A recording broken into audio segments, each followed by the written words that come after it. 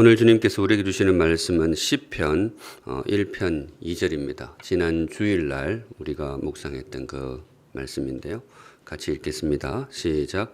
오직 여호와의 율법을 즐거워하여 그의 율법을 주야로 묵상하는도다. 아멘. 한 절만 읽으면 좀 아쉽네요. 한 번 더 읽겠습니다. 자, 시작.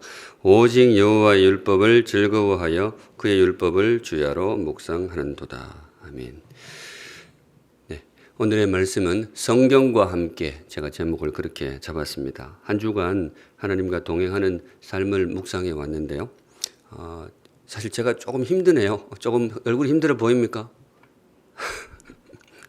일부러 그러려고 하는 건 아닌데 아침에 이제 조금 길게 좀 말씀을 한 주간 준비하다 보니까 조금 그런 것도 있었고, 또 이 말씀 중에는 제가 정말로 깊이 받아야 되는 말씀도 있었어요. 이제 그게 꼭 뭐 설교 준비의 어떤 물리적인 힘듦보다도 마음의 문을 열고 이제 받아야 될 그런 말씀이 있었기 때문에 조금 더 좀 고된 시간이었던 것은 맞는 것 같아요.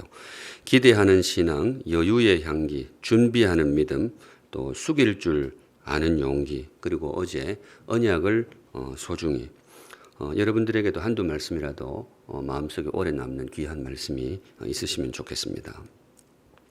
마무리 걸음으로 오늘 주님께서 우리에게 주시는 말씀은 성경과 함께 샘통삼백일을 다시 한번 마음에 새기려고 합니다. 주님과 동행하는 방편에 있어서 아마 이 대목은 이렇게 표현할 수 있을 것입니다. 가장 가까운 통로이고 가장 반복적인 통로이다. 주님과 우리가 동행해야 되는데 제일 기본적으로 체감적으로 다가오는 것이 바로 말씀과 함께 살아가는 삶을 거명할 수 있을 것입니다. 샘통삼백일, 감사하게도 많은 분들이 참여를 하고 계신데요. 말씀드렸지만 저는 온 성도들이 여기에 참여하시면 좋겠습니다. 정기적으로 이렇게 차곡차곡 읽어가시면 좋겠고, 특별히 그동안 성경과 조금 소원했던 분들, 그렇게 성경의 세계를 한번 경험하는 그런 계기가 되었으면 좋겠습니다. 많이 독려해 주시고, 분명히 귀한 은혜가 있습니다. 성경 속에서 하나님 만나는 기쁨이 있을 것입니다. 오늘 아침에는 하나님과 동행하는 삶을 정리하면서 말씀을 대하는 태도를 묵상하려고 합니다. 말씀을 대하는 태도. 지난 주일에는 말씀이 뭐냐, 어떤 면에서는 거기에 맞췄고요. 오늘은 말씀을 대하는 태도인데요. 합당한 태도로 성경책을 펼칠 때에 하나님과 더 깊이 동행하는 은혜가 임하게 될 것입니다. 어떤 마음으로 말씀을 읽어야 할까? 새로운 말씀은 아닙니다. 우리가 다 알고 있는 말씀인데요. 제일 먼저 기대하는 마음으로. 말씀을 통해서 주께서 나에게 힘을 주실 것이다. 말씀을 통해서 나에게 필요한 지혜와 은총을 공급해 주실 것이다. 성경을 펼치실 때 그냥 펼치는 것이 아니고 그 기대를 품고 펼치시면 좋겠습니다. 주일에도 이 부분은 조금 묵상을 했었는데요. 오늘의 말씀은 초점이 뭔가 하면 우리의 기대보다는 사실은 하나님의 기대에 있습니다. 말씀을 향한 기대, 이거는 단지 우리들의 이야기만은 아닙니다. 하나님도 이 성경책을 향해서 기대를 품고 계십니다. 단적으로 이렇게 말씀을 드릴 수가 있는데요. 말씀이 신전보다 강하다. 성경책 두루마리가 돌로 지은 신전보다 더 강하다. 이 말씀을 향한 하나님의 기대입니다. 우리도 기대를 품고 말씀을 펼치지만 말씀을 주실 때에도 하나님이 사실은 굉장한 기대를 품고 말씀을 주셨습니다. 고대의 종교는 둘로 구분할 수 있습니다. 크게 둘로 구분할 수 있는데 신전 종교와 말씀 종교가 있습니다. 신전을 통해서 신을 만나는 그런 종교가 있는가 하면 말씀을 통해서 신을 만나려고 하는 그런 종교가 있었습니다. 사실 모든 고대의 종교는 사실은 앞쪽이었습니다. 전자였습니다. 신전 종교입니다. 종교마다 다 신전이 있잖아요. 거기에 굉장히 정성을 들이게 됩니다. 그리스를 가도 신전이 있고, 로마를 가도 신전이 있고, 서양뿐만 아니라 태국에 가도 신전이 있고, 라오스 가도 신전이 있다 그러고요. 멀리 아메리카 대륙을 가도 신전이 있고 또 사람 사는 거리뿐만 아니라 인적이 통하지도 않는 저 산 꼭대기에 뭐 불가사이라 그러잖아요. 그 꼭대기에도 신전이 세워져 있습니다.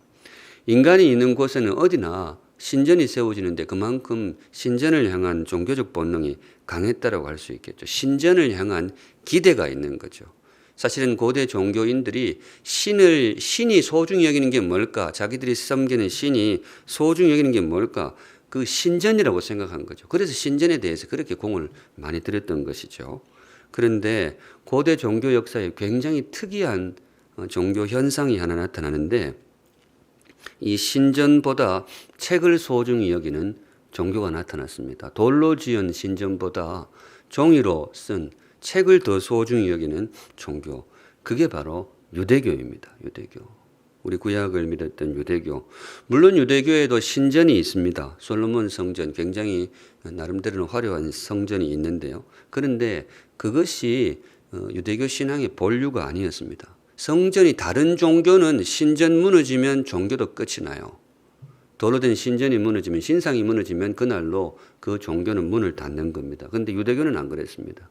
유대교는 신전이 3번이나 무너졌지만은 지금까지도 이어지고 있습니다. 왜냐하면 이 성경을 믿는 하나님 신앙의 중심 본류는 돌로 지은 신전이 아니라 말씀에 있었기 때문에 그렇습니다. 성전의 주인이신 하나님이 성전을 지어라 이렇게 명하신 적이 없어요. 그냥 사람이 짓고 싶어서 그냥 하나님 허락해 주신 것밖에 없어요. 그렇다면 하나님이 중시한 것은 무엇이었느냐? 쇠마 이스라엘, 들으라 이스라엘, 말씀을 들으라 이스라엘 여기에 있었습니다. 성도 여러분, 우리가 믿고 있는 신앙에 대해서 꼭 이걸 마음에 새기시기 바랍니다. 다른 인간이 만든 종교하고 차별성이 굉장히 많습니다. 제일 그 중심 가운데 하나가 말씀을 소중히 여기는 우리의 모습입니다. 처음부터 하나님의 마음은 말씀에 있었는데요. 사람이 떡으로만 살 것이 아니요 하나님의 입으로부터 나오는 모든 말씀으로 살 것이라. 이거 누가 한 말씀이죠? 예수님이 하신 거잖아요. 그런데 이거 예수님이 하신 말씀이 아니고요. 예수님이 암송한 말씀입니다. 구약에 나옵니다. 구약 시대부터 그랬어요. 신명기 8장 3절에 이렇게 나옵니다. 너를 낮추시며 너를 줄이게 하시며 또 너도 알지 못하며 내 조상들도 알지 못하던 만나를 네게 먹이신 것은 광야 40년 이야기를 하고 있는데요. 그 40년 동안 광야를 헤맬 때 하나님이 만나를 공급해 주셨잖아요. 굉장히 신비로운 양식이었습니다. 하늘에서 쌀이 떨어지는 거예요. 그걸로 밥 지어 먹고 살았는데 그 만나를 공급해 주신 이유가 뭐냐? 뒷부분 같이 읽습니다. 시작. 사람이 떡으로만 사는 것이 아니요 여호와의 입에서 나오는 모든 말씀으로 사는 줄을 네가 알게 하려 하심이니라. 예수님이 신명기를 암송을 했던 거예요. 이 말씀을 그대로 인용하고 있는 겁니다. 그 신비의 양식, 기적의 양식인 만나를 40년 동안 공급해 주신 이유가 뭐냐? 그거 먹고 배부르라고 공급해 주셨느냐? 그런 이유도 있죠. 또 놀라라고, 하나님의 능력 보고 놀라라고 그거 주셨느냐? 그것도 분명히 있습니다. 그런데 하나님의 의중을 정확하게 지적해 주시는데 만나를 그 기적의 양식을 주신 이유가 뭐냐? 말씀의 소중함을 알라고. 그 만나를 통해서 하나님이 말씀하시면 이게 되는구나. 그 말씀의 소중함을 알고 매일매일 말씀을 붙들고 살라고. 그래서 신비의 양식 만나를 주셨다는 거예요. 근데 사실 안타까운 것은 이스라엘 백성들은 그 만나 먹고 그냥 배만 부르는 거예요. 그리고 와, 우리는 참 대단한 민족이야. 그것만 생각했지 말씀의 소중함을 잃어버리는 거죠. 근데 하나님은 참 입장에서는 참 아쉬운 거죠. 하나님이 그 40년 동안 그 백성들에게 마음에 심겨주기를 원하셨던 교훈은 뭐냐? 말씀이 신전보다 강하다. 신전 짓는데 너무 골몰하지 말고 말씀 읽어라. 말씀은 밥보다 소중하다. 밥만 먹고 배부르려 하지 말고 말씀에 좀 무언가를 걸어라. 나의 백성이여 그래서 말씀에 사람이 되라. 우리 사랑하는 샘물성도 여러분, 말씀을 소중히 여기는 주의 백성이 되시기를 우리 주님의 이름으로 축복합니다. 네. 말씀을 향한 기대, 하나님도 그 말씀을 향한 기대, 하나님도 그 말씀을 소중히 여기는 마음을 품고 계신 거예요. 그러니까 그분을 섬기는 우리도 그 무엇보다 말씀을 소중히 여기고 말씀을 펼칠 때에 이것이 고대인들이 그 피땀 흘려서 지었던 신전보다 훨씬 더 소중하고 의미가 있는 것이다. 그 기대를 품고 주님 앞으로 나아가시면 좋겠습니다. 한 걸음 나아가서 말씀을 펼칠 때 우리가 어떤 태도로 어떤 마음으로 펼쳐야 할 것인가. 두 번째는 오늘 본문에 나오는 글자이죠. 즐거움입니다. 즐거운 마음으로. 오직 여호와의 율법을 어떻게 해요? 즐거워하여. 즐거운 마음으로 읽었으면 좋겠다. 억지로 읽지 말고 즐거운 마음으로. 우리 성도 여러분, 특세 나올 때 어떤 마음으로 나와야 될까요? 억지로 나와야 될까요? 아니면 즐거운 마음으로 나와야 될까요?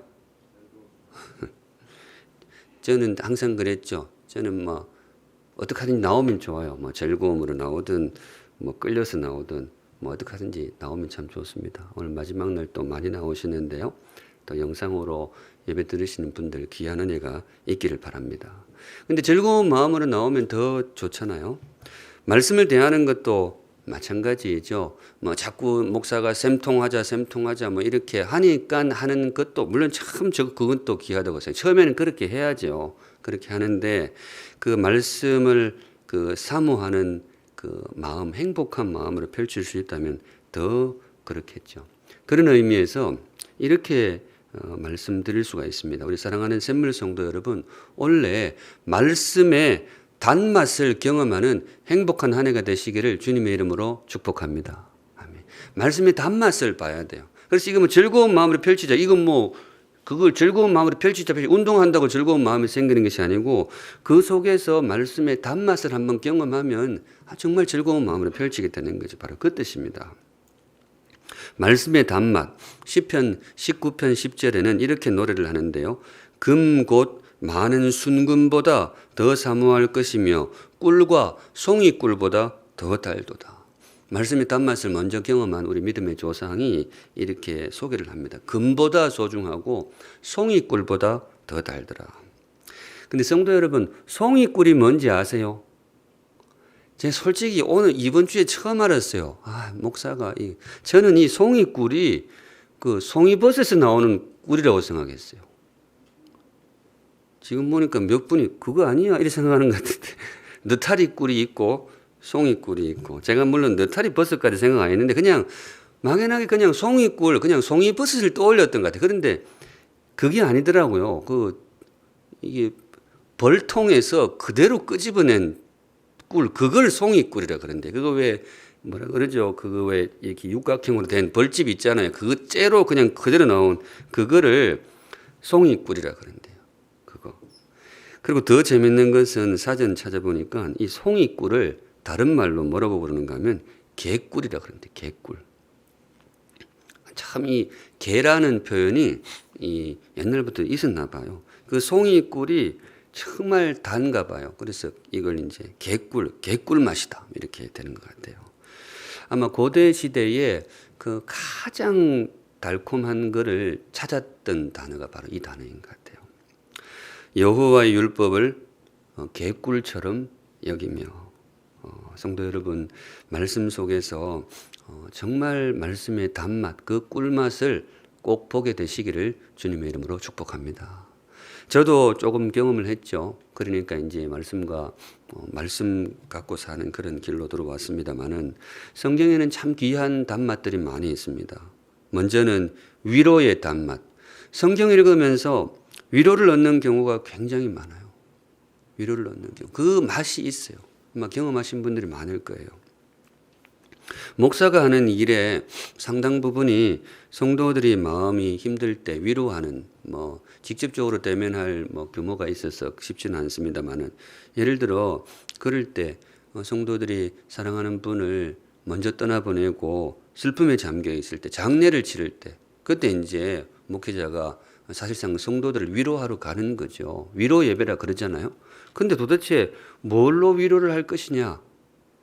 여러분, 그 목사가 가면 늘 설교를 한단 말이죠. 그냥 목사는 설교하니까 그런 것이 아니고 성도들에게 위로를 주는데 제일 좋은 방편이 뭐냐?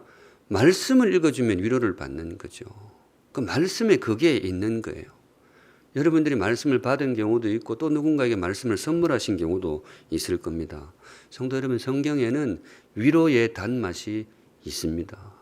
그게 참 행복한 맛이죠. 용기의 단맛도 있습니다. 용기를 주는 말씀도 많이 있어요. 힘이 빠지고 시리에 빠졌을 때 찬양을 듣고 힘을 얻는 분들이 많잖아요. 그런데 그 찬양이 대체로 이제 말씀에서 나오게 되는 것이죠. 이사야 41장 10절에 이 말씀도 여러분들이 많이 아시겠습니다만은 두려워하지 말라 내가 너와 함께함이라. 놀라지 말라 나는 내 하나님이 됨이라. 이 찬양도 있잖아요. 내가 너를 굳세게 하리라.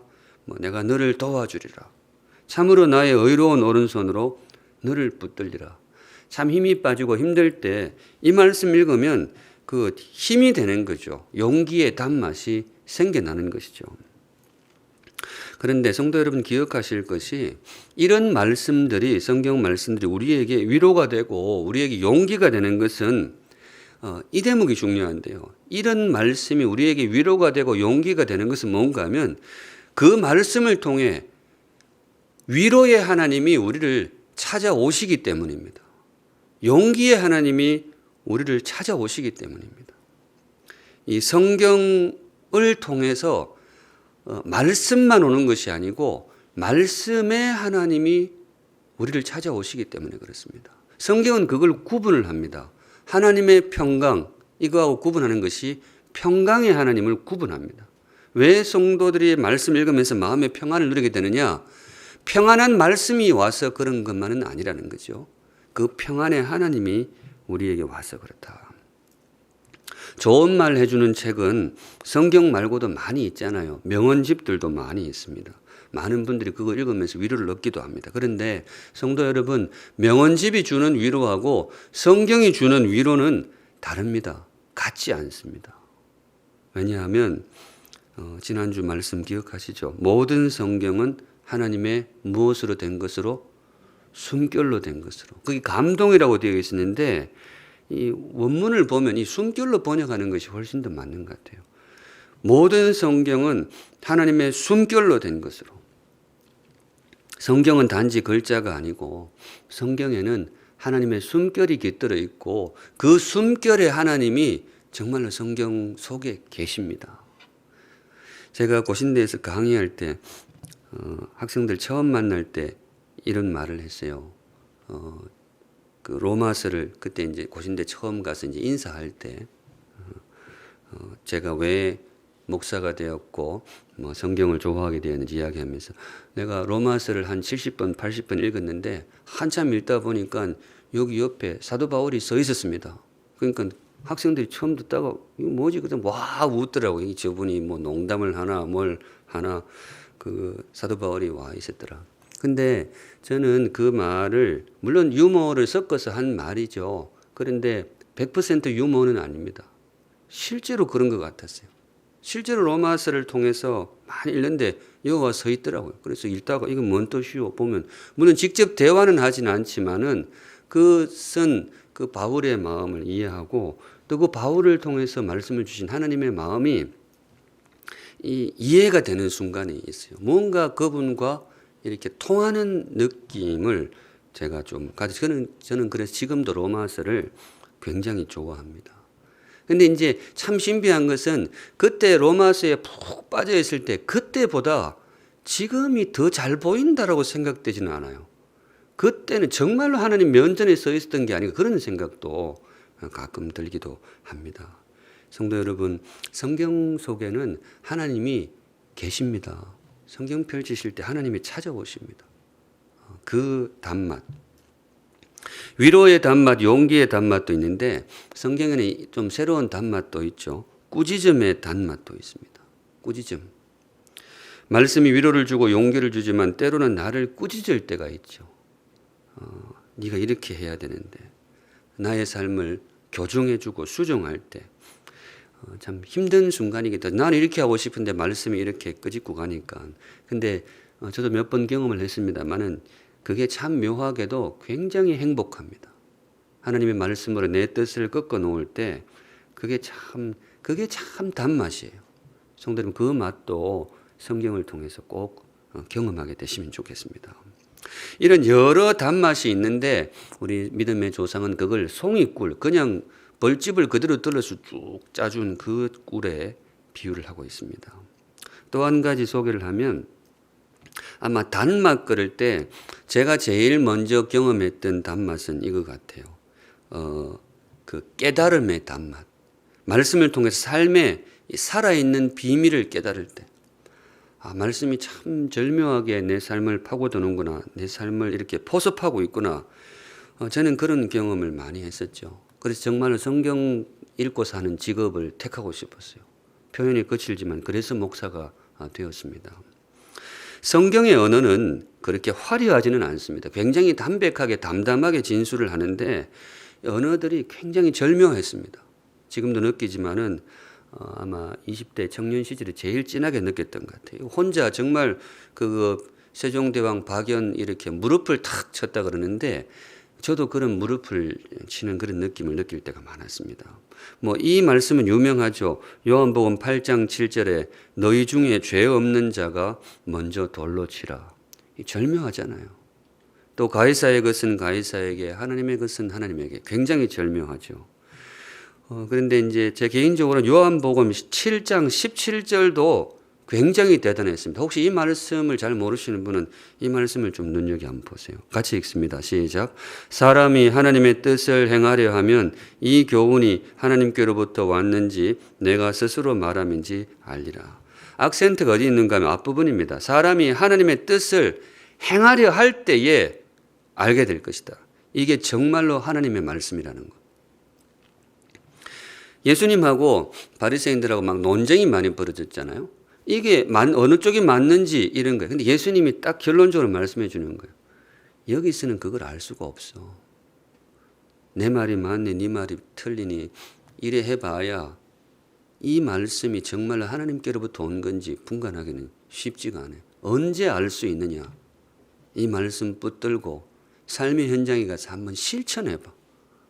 실천하려고 할 때 그때 비로소 짜릿하게 알게 될 것이다. 이게 정말로 하나님께로부터 온 말씀이구나. 제가 이거 여러 번 경험했습니다. 저도 한 논쟁하면 논쟁하는 거 되게 좋아하는데 성경 말씀은 논쟁을 통해서 깨닫는 게 아니에요. 원어 찾는다고 깨닫는 게 아니에요. 성경 말씀은 정말 살아있는 말씀인 것이 삶의 현장에서 실천하는 중에 이게 그 말씀이구나. 그런 말씀들이 굉장히 많이 있습니다. 성경은 제가 보기에는 성경은 분명히 사람이 쓴 책이 아니에요. 이거 분명히 신기가 쓰여진 책이 분명합니다. 이런 말씀. 그리고 또 한 구절 더 소개시켜드리면 언젠가 제가 이 본문을 한번 설교를 해야 되는데요. 이거는 사실 성도님들보다는 목회자들에게 또 더 의미가 있습니다만 디모데후서 2장 19절. 제가 정말로 무릎을 친 구절이에요. 대단하다. 한번 읽으면서 어느 부분인지 한번 맞춰보세요. 같이 읽습니다. 시작. 그러나 하나님의 견고한 터는 섰으니 인침이 있어 일러서되 주께서 자기 백성을 아신다 하며 또 주의 이름을 부르는 자마다 불의에서 떠날지어다 하였느니라. 탁 무릎을 치는 대목이 있습니까? 이거 보고 있으면 안 되는 거예요. 그거는 그냥 무릎만 아픈 거고. 이게 무슨 배경에서 나왔는가 하면요. 부활 논쟁에서 이게 나왔어요. 부활. 성도의 부활에 대해서 이 디모데가 있던 그쪽 교회 논쟁이 심하게 붙었는데 사도 바울이 주님의 지혜로 주는 가이드라인이 이거예요. 하나님의 견고한 터는 섰다. 확실하게 도장 찍어서 주님 주신 말씀이 있는데 말씀 1번 주께서 자기 백성을 아신다. 말씀 2번 주의 이름을 부르는 자마다 불의에서 떠날지어다. 제가 이 말씀 보고 진짜 성경책 떨어뜨릴 뻔했어요. 와, 이거는 진짜. 근데 그걸 지금 여기 다 풀어낼 수는 없어요. 이거는 뭔가 하면 모든 목회적인 이슈에서 목회자가 그 목회하면서 이렇게 해야 될까 저렇게 해야 될까 이슈가 딱 날아올 때 그 이슈별로 주신 것이 아니고 가이드라인을 주셨어요. 하나님의 주권, 사람의 책임 이거예요. 그 안에서 놀면 목회자가 크게 엇나갈 일이 없다. 그 말씀인데 제가 주석책을 굉장히 많이 읽어봤는데 그런 내용은 없더라고요. 저는 그렇게 믿어요. 저는 그렇게 믿습니다. 저한테는 지금까지 목회하면서도 굉장히 이 안에서 놀고 있습니다. 제 설교를 준비할 때에 이게 굉장히 저한테는 그 어떤 가이드라인보다 센 가이드라인이에요. 성경을 어떻게 풀어야 될까, 어떤 순간에 어떻게 이야기해야 될까 굉장히 헷갈리는 경우가 많이 있어요. 저는 그때 항상 이걸 떠올립니다. 아, 사도 바울 대단해요. 이 사람 그냥 사람은 아니에요.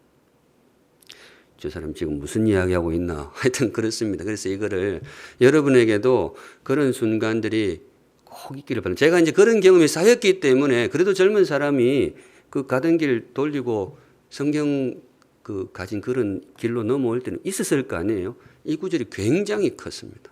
그랬던 거. 네, 오늘 아침 성경을 읽는 태도를 묵상하고 있는데요. 즐거운 마음으로, 이 기쁜 마음으로. 왜냐?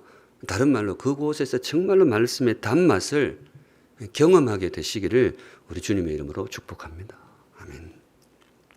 오늘 좀 설교가 길죠? 마지막 날이니까.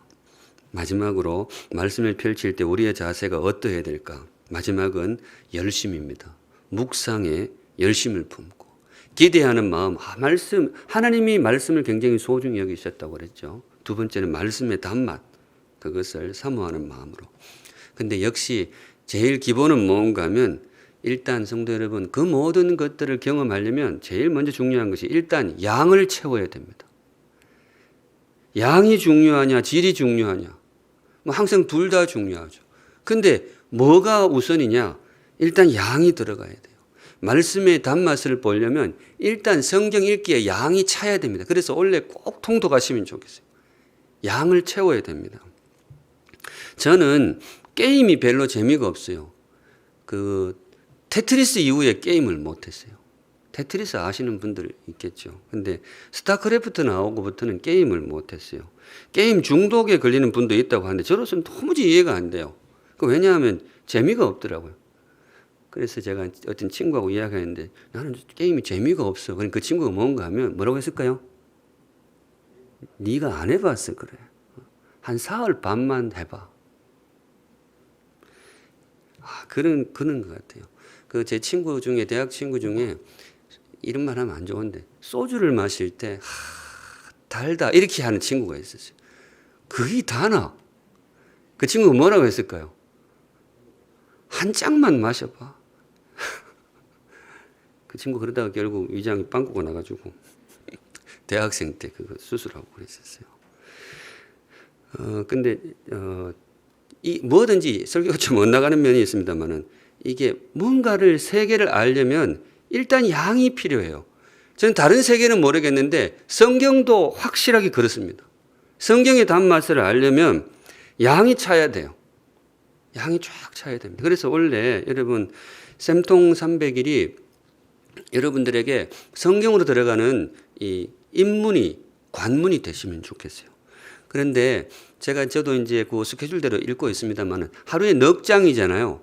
근데 이게 약간 양이 적은 면은 있어요. 근데 여하튼 일단 기본을 그렇게 하시고 근데 어떤 날은 좀 기분이 확 올라오는 날 있잖아요. 권별로 한번 읽어보시기를 추천을 드립니다. 그냥 딱 잡아 창세기 50장까지 쫙 읽는 거예요. 그런데 약간 좀 덜하다가 한 번 더 읽는 거지. 그래가지고 80번 읽으시면요. 옆에 모세가 서 있어요. 안녕하세요. 이렇게 할 수 있단 말이에요. 요즘 사우나 못 가서 다들 좀 그렇지. 저도 사우나 참 굉장히 좋아하는데 못 가서 조금 그렇습니다. 말씀의 사우나 한번 푹 빠져보시면 좋겠습니다. 그래서 일단 양을 채우시고요. 두 번째는 깊이를 채우는 것도 굉장히 중요합니다. 깊이. 그리고 묵상의 그 양, 묵상의 열심 그랬잖아요. 열심이 양이라면 묵상은 깊이를 뜻하는 그런 단어인데요. 오직 여호와의 율법을 즐거워하며 주야로 율법을 뭐예요? 묵상하는 도다. 묵상하는 도다. 시편 1편이 우리에게 성경을 읽으라 이야기하지 않고 뭐 해라고 권면을 하느냐? 묵상했으면 좋겠다. 묵상. 묵상이 뭐냐? 묵상이 골똘히 읽는 거냐? 예, 그거죠. 성경을 골똘히 읽었으면 좋겠다는 거죠. 조금 깊이 읽었으면 좋겠다. 근데 묵상 훈련을 받는 분들도 많이 있죠. 뭐 큐티 훈련이 많이 있는데, 근데 미국의 리 워렌 목사님이라는 분이 묵상을 아주 쉽게 가르쳐 주셨어요. 이분이 묵상에 대해서 한 줄 글로 그냥 끝내버렸는데, 걱정할 줄 아는 사람은 묵상도 할 줄 안다. 이게 무슨 말인가 하면 묵상이라는 게 다른 게 아니에요. 걱정하는 것처럼 하면 돼요. 여러분 걱정할 때 많잖아요. 걱정을 어떻게 하느냐? 걱정을 언제 시작하죠? 걱정은 시작도 없고 끝도 없잖아요. 아침에 눈 뜨면 오늘 또 어떻게 사느냐? 낮에는 내 걱정하다가 잘 때 또 내일은 또 어떻게 사냐? 이렇게 많이 해본 것 같지 않아요? 꿈속에서도 막 걱정하고 있고 밥 먹을 때도 걱정하고 소화도 안 되고 걱정이 있으니까 밥만 도르는 것이 걱정이 도르니까 소화도 잘 안 되고 다른 사람하고 이야기하고 있어도 대화도 잘 안 돼요. 왜냐하면 머릿속엔 그 사람이 있는 게 아니고 뭐가 있어요? 걱정이 있는 거지. 머릿속에 뭐 들어와 있으면 저는 이제 그게 되게 잘 티가 나요. 와이프가 정밀하게 합니다. 뭐 예를 들어 또 뭔 생각하지? 이럴 경우가 많이 있어요. 왜냐하면 대화를 하는데 물리적으로는 바라보는데 눈에 초점이 잘 안 맞는 경우죠. 근데 그게 묵상이라는 거죠. 묵상은 그냥 그 하나를 생각하고 또 생각하고. 예전에는 묵상을 뭐에 비유를 많이 했는가 하면요. 되새김질을 많이 비유했어요. 소 되새김질. 저는 이 비유가 굉장히 마음에 와닿았던 것이 어릴 때 소를 많이 봤으니까 저희 마당에 소가 한 마리 있었거든요. 소가 있는데 그 제가 또렷이 기억나요. 그놈의 소는 자면서도 입을 오물오물해요. 참 희한한 놈이다.